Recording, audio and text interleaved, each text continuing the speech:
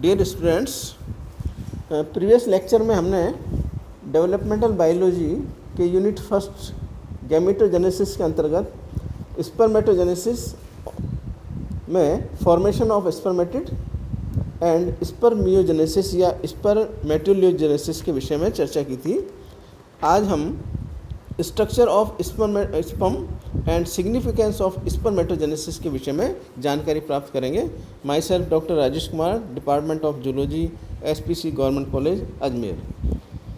जैसा कि स्पर्मेटोजेनेसिस के अंतर्गत हमने देखा था कि मेल के टेस्टिस की प्राइमोर्डियल जर्म सेल्स के मैचुरेशन की जो मेथड है वह स्पर्मेटोजेनेसिस कहलाती है। यह एक जटिल प्रक्रिया है जो दो शीर्षकों के अंतर्गत अध्ययन किया जा सकता है, formation of spermatid and spermiogenesis.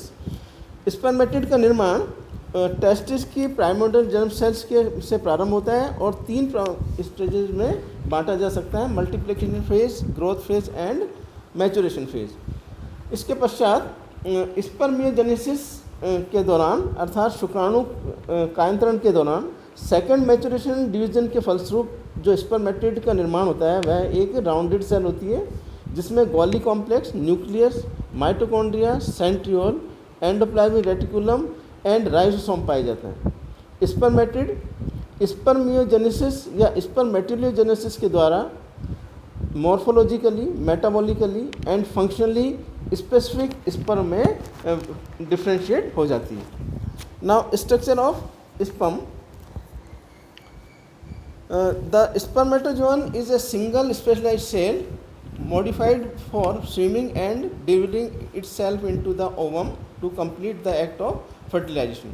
It is very small, only a few micron in size, but has a long tail or flagellum. The shape, size and structure of male gametes varies greatly in different animals. It can be differentiated into 3 parts: head, middle piece and tail. इस प्रकार विभिन्न जातियों के जो sperm हैं उनकी आकृति में अंतर हो सकता है, लेकिन जो स्ट्रक्चर है वह 3 भागों में डिवाइड किया जा सकता है: head, middle piece and tail, जैसा कि डायग्राम में दिखाया गया है।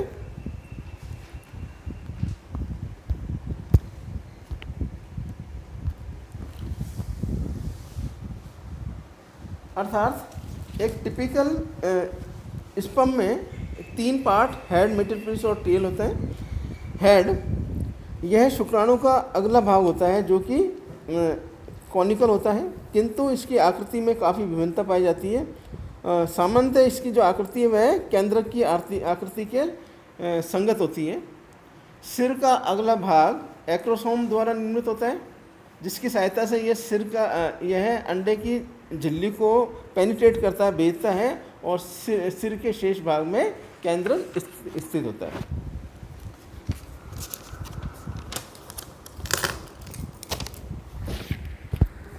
Hence, head, it is the anterior most part of the spermatozoon, is often conical, but the shape varies considerably. It may be long, rod-shaped or short and flat in man. The head is formed of acrosome and nucleus. जैसा कि diagram में दिखाया गया है, इसका जो main part है उसमें हेड एक्रोसोम के द्वारा निर्मित है। मिडिल पीस में proximal centriole and distal centriole पाया जाता है और टेल रीजन में ring centriole and axial filament उपस्थित होता है। Now acrosome, what is acrosome? The anterior tip of the sperm head is differentiated as acrosome. Acrosome is cap-like structure. It is formed from the Golgi complex and helps the sperm to penetrate through the egg membranes and to establish connection with the egg cytoplasm. It is also called as perforatorium. The acrosome is bounded by acrosome membrane, जैसा कि diagram में दिखाया गया है।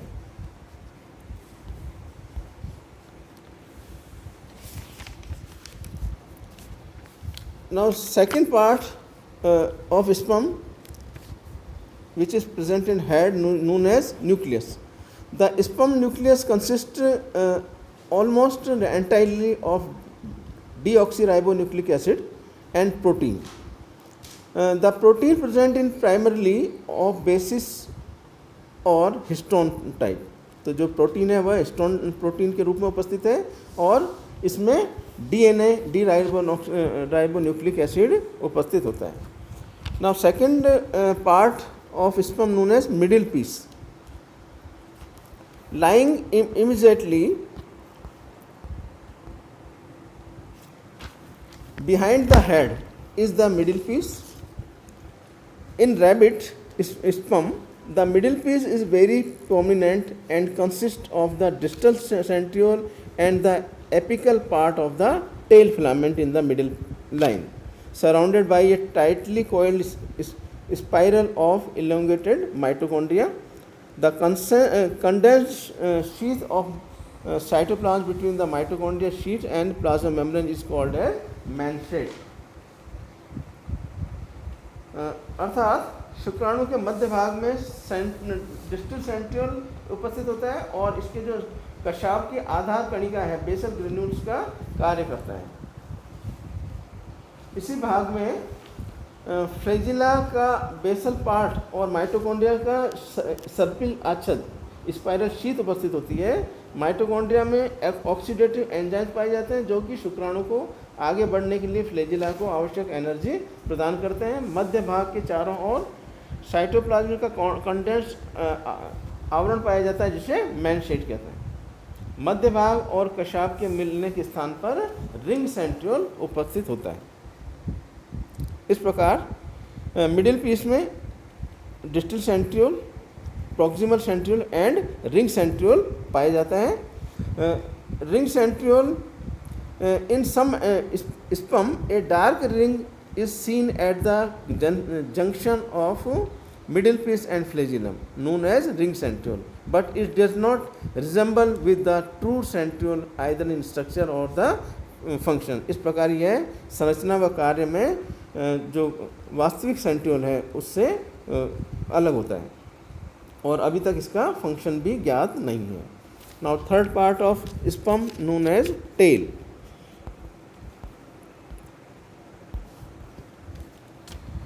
It is the longest but most narrow part of the sperm or spermatozoon and its movement propel to spermatozoon. It is consists of an axial filament which is a thin layer of cytoplasm and an outer sheath of plasma lemma. The structure of axial filament is very much similar to that of cilia and flagella. सीलिया और flagella की संरचना के समान ही axial filament की संरचना होती है. मुख्यतः it consist of 9 peripheral and 2 central longitudinal fibres. मुख्यतः यह 9 परिधीय व 2 केंद्रिकीय जो कि लॉन्जिट्यूडिनल फाइबर्स हैं उनके द्वारा निर्मित होता है. In mammals these 9 + 2 pairs of longitudinal fibres extend up to the tip of the flagellum. स्तनधारियों में 9 + 2 जो लॉन्जिट्यूडिनल फाइबर्स हैं वह फ्लैजिलम तक फैले रहते हैं. अर्थात यह शुक्राणु का सबसे लंबा और पतला भाग होता है जिसकी सहायता से शुक्राणु आगे की ओर बढ़ता है. इसमें एक एक्सियल फिलामेंट, साइटोप्लाज्म का एक महीन स्तर और प्लाज्मा लीमा का एक आउटर शीथ पाई जाती है. एक्सियल फिलामेंट संरचना और कार्य में सीलिया या फ्लैजिला के समान होता है. Now significance of spermatogenesis.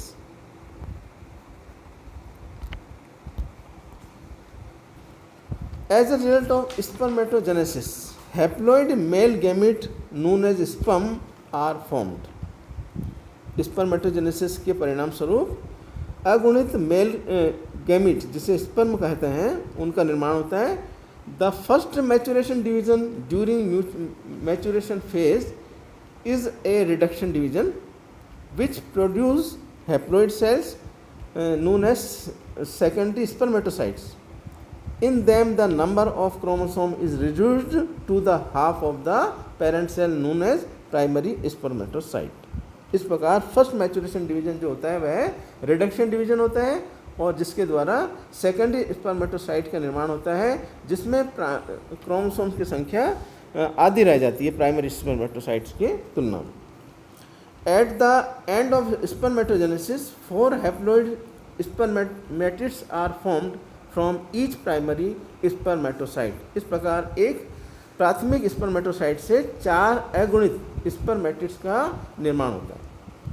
Now as a result of spermiogenesis the non-motile spermatid changes into a motile sperm which can approach non-motile ovum to fulfill the act of fertilization and formation of zygote which develop into the adult। Spermatogenesis की जो second form है spermiogenesis, उसके परिणाम स्वरूप अचल spermatid change होता है motile sperm में, जो कि ओवम में पेनिट्रेट करने के लिए और फर्टिलाइजेशन के लिए आवश्यक होता है और जाइगोट का निर्माण करता है, जिसके द्वारा जाइगोट एडल्ट में कन्वर्ट हो जाता है। Now spermatogenesis is a means of maintaining species specific chromosome number constant. इस प्रकार जो स्पर्मेटोजेनेसिस है वह एक प्रकार का साधन है विशिष्ट प्रकार की जो स्पीसीज हैं उनमें स्पेसिफिक क्रोमोसोम नंबर को कांस्टेंट रखने का। धन्यवाद। अगले लेक्चर में हम oogenesis के विषय में चर्चा करेंगे।